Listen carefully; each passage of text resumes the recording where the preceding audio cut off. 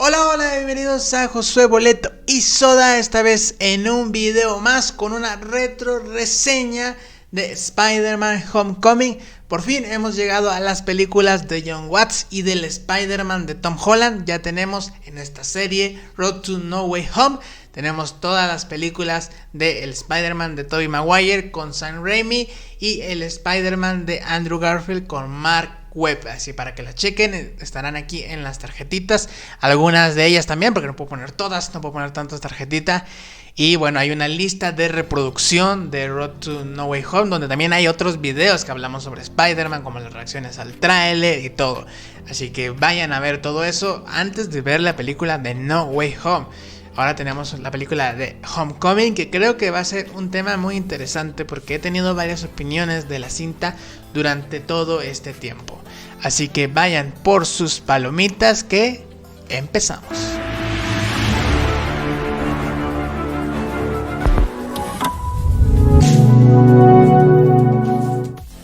Y bueno, Homecoming era esta primera película de Spider-Man dentro del MCU. Mucha gente deseaba demasiado que Spider-Man entrara al MCU.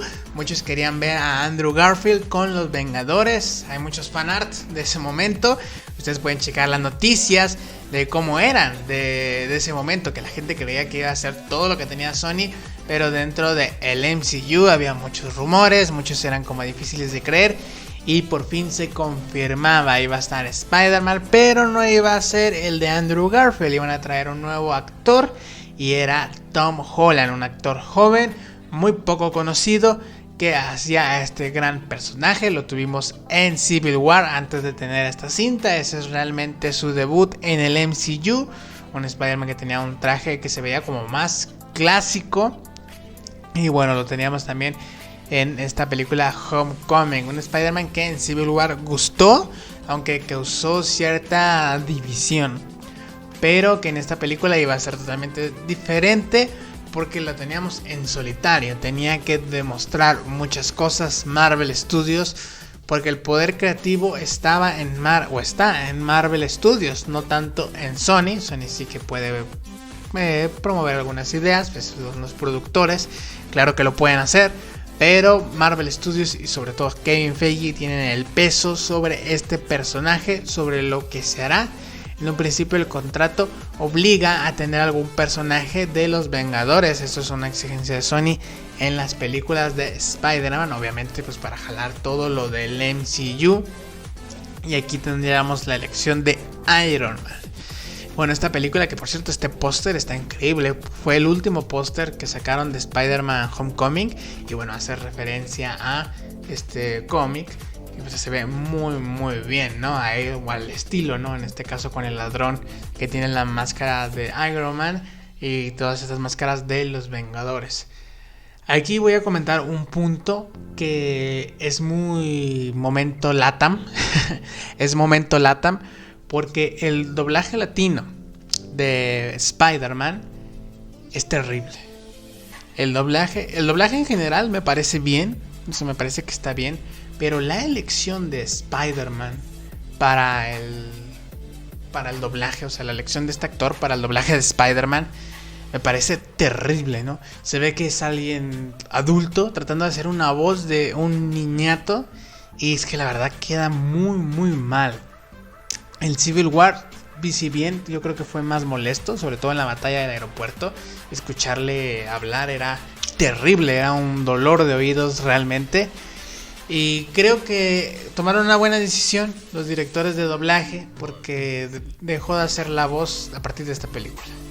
A partir de las siguientes películas ya tendría una nueva voz y fue muy bueno. Creo que en Infinity War también usan a este actor de doblaje, no recuerdo muy bien ahora, pero en Endgame, sí, creo que en Infinity War lo sigue usando y ya en Endgame es otra voz.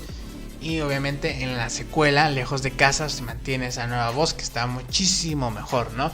Quizás si lo hubieran puesto desde el principio no se me haría tan buena, sobre todo porque creo que la voz de Tom Holland queda muy bien con Spider-Man, o al menos a mí me recuerda al Spider-Man animado o Spider-Man de videojuegos, esa voz de Tom Holland. Y aquí cagarla en latino, ¿no? O sea, es de las cosas buenas que tiene Tom Holland interpretando a Spider-Man, y en el doblaje latino la cagas. Pero bueno, al final mejoró ese aspecto. Como les digo, esto es un momento LATAM. Esto solo es un problema para la gente de Latinoamérica. Y bueno, vamos a hablar del villano, que siempre son de las cosas más importantes en las películas de superhéroes. Tenemos aquí un buitre, la verdad es que muy bueno, un diseño que recuerda a los personajes de Sony más que de Marvel Studios. Me parece haber oído que Sony tiene influencia en los villanos de estos personajes, que curiosamente son los mejores de esta saga del MCU. Normalmente el villano es lo que más se destaca en esta nueva saga de películas, y aquí me parece que el villano es muy bueno. Tenemos a Michael Keaton, que obviamente Michael Keaton lo iba a hacer bien, ¿no? Es Batman, porque es Batman, lo va a hacer bien. Así que era un villano muy bueno, un diseño muy bueno. La historia, todo esto, cómo se relaciona con Peter, me parecía genial. El que estuviera relacionado con Iron Man y más con los Vengadores que con Iron Man, ¿no?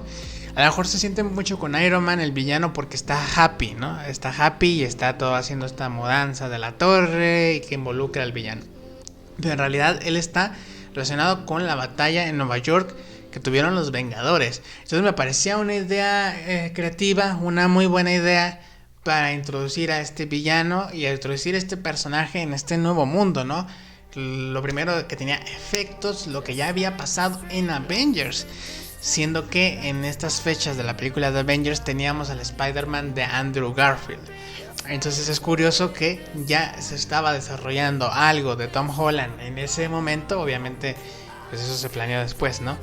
Pero ya se estaba ocurriendo algo en ese momento con el Spider-Man de Tom Holland.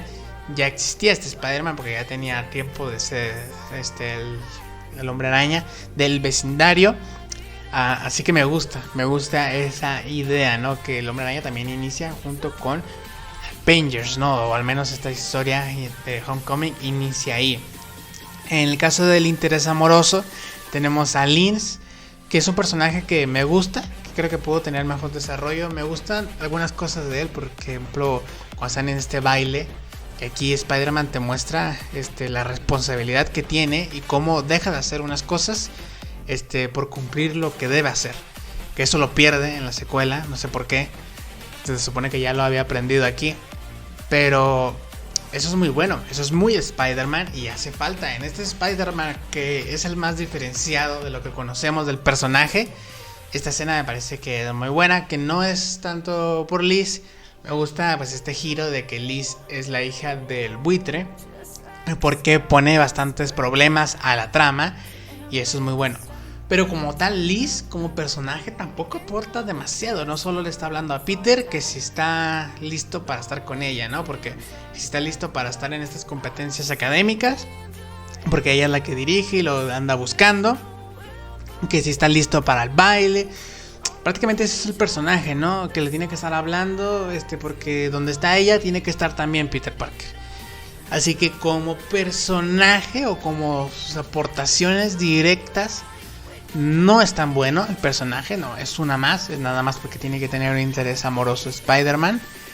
Pero si hablamos de las aportaciones indirectas, como el que es la hija del buitre y todas las situaciones que crean cuando los lleva al baile, esta escena misma del baile, ya cuando llegan ahí, me parece que es bueno en ese sentido. Pero obviamente no se compara con Gwen. Y creo que sí lo hace mejor que MJ en las películas de Spider-Man, porque al menos tiene una importancia más a la trama que solo ser secuestrada. De hecho aquí no es secuestrada, porque obviamente pues, el villano es el padre. En el caso de Ned, pues tenemos un cambio. Ya no es Harry ni Flash como en otras películas, sino es Ned. Que esto va más para Miles Morales, pero que lo acoplaron aquí con Spider-Man. Me parece un personaje bien. Es el alivio cómico, claramente, pero me parece que lo hace bien. No me parece, en esta película no me parece molesta sus intervenciones. Me parece que también hace que la película tenga este tono del MCU, que es algo que obviamente iba a tener y es algo que también se necesitaba, ¿no? En esta Nuevos Aires, porque obviamente también Sony lo ha de exigir, porque quiere atraer a todo este público, todos estos niños y toda esta gente que disfruta del MCU, que obviamente con Ned va a sentir que está viendo algo de esta franquicia. Zendaya aquí es X, o sea, Zendaya aquí es irrelevante, realmente no pasa nada con ella.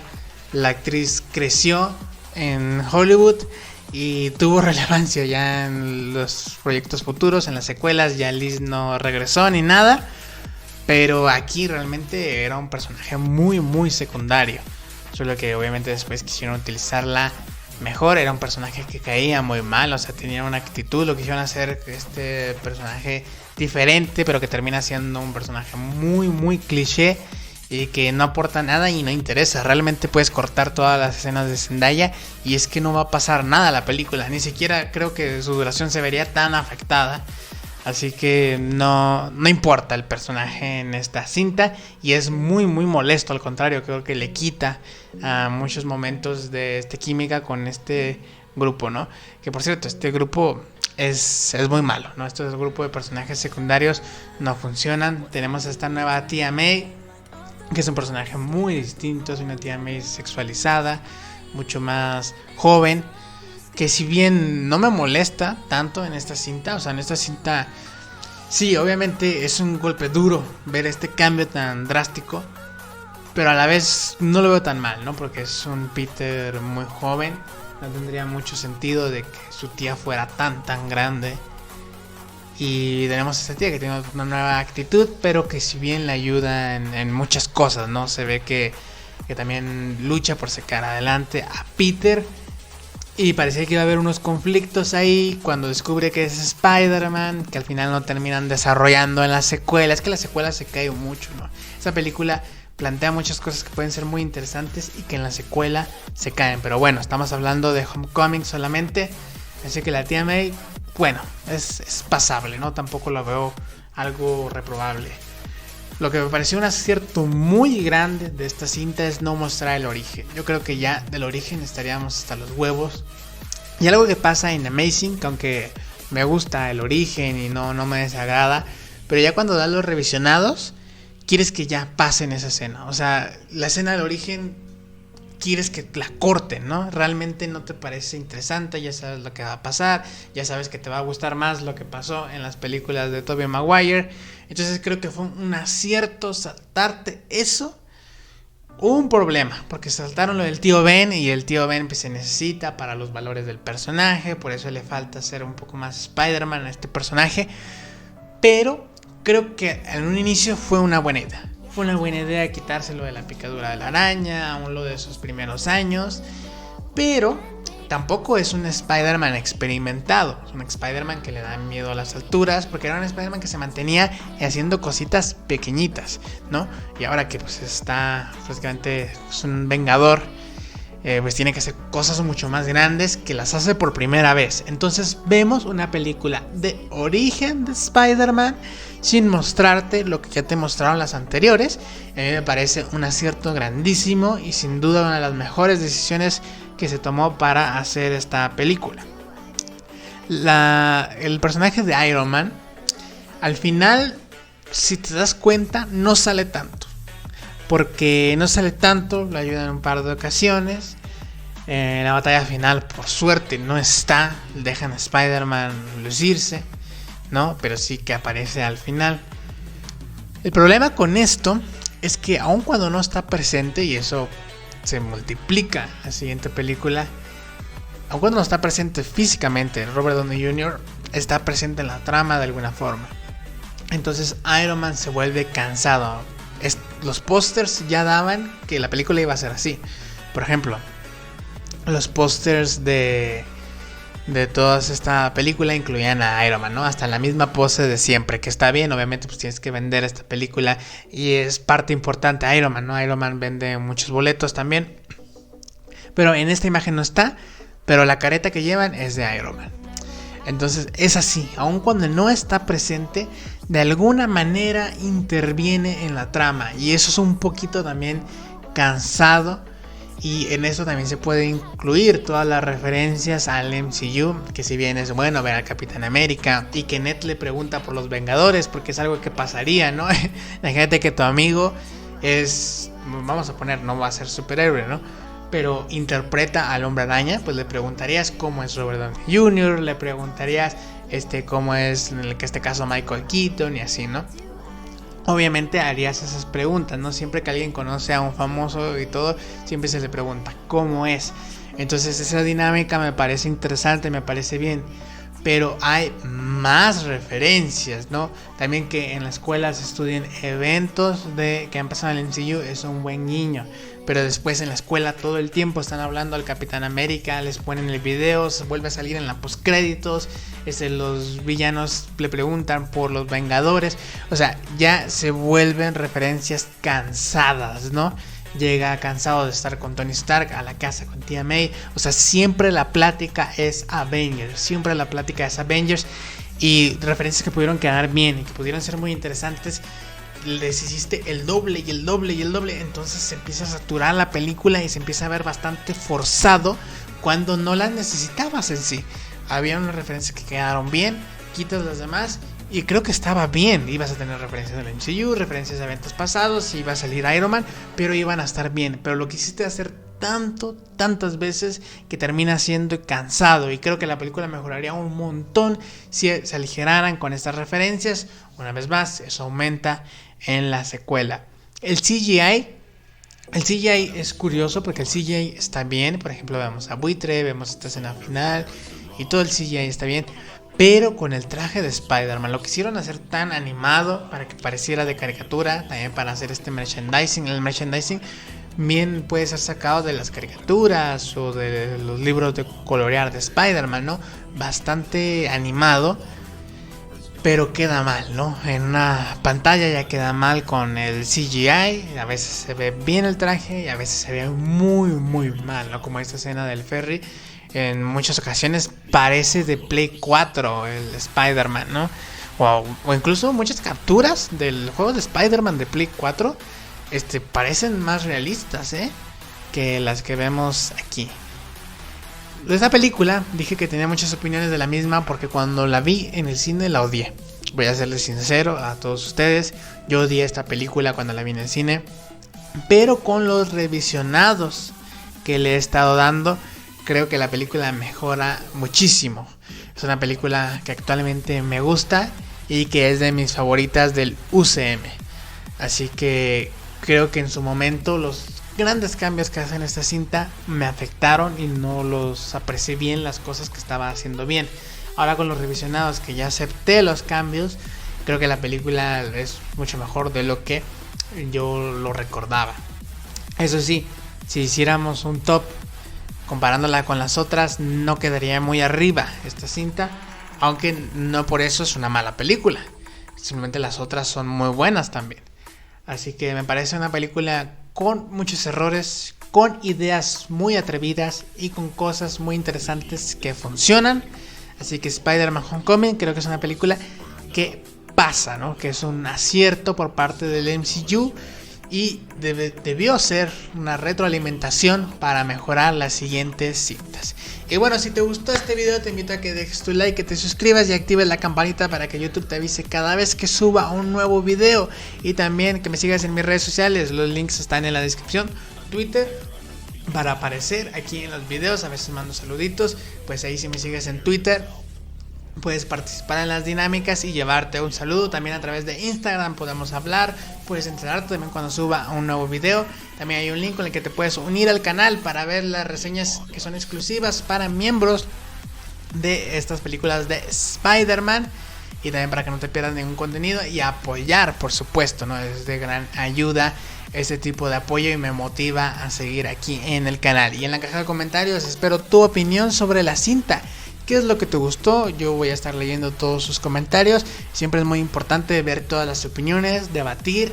Y recuerden que estos videos pues, no se pueden hacer de manera tan objetiva porque influyen muchísimas cosas, ¿no? ¿Cuál fue el primer Spider-Man que viste? ¿Qué es lo que tú entiendes por Spider-Man? Así que cada quien va a tener una opinión muy distinta. Pero de todos modos creo que no es una mala película y que tiene muchas cuestiones salvables. Así que tampoco es que le haya ido mal a esta película en mi crítica. Si bien es una película que tiene muchas cosas a mejorar, como lo tienen un montón de producciones también, ¿no? Spider-Man no es el único En eso quizá el problema es que a lo mejor un Spider-Man recién integrados al MCU se esperaba algo muy muy grande y pues no terminó siendo así. Y bueno, gracias por todo. Adiós.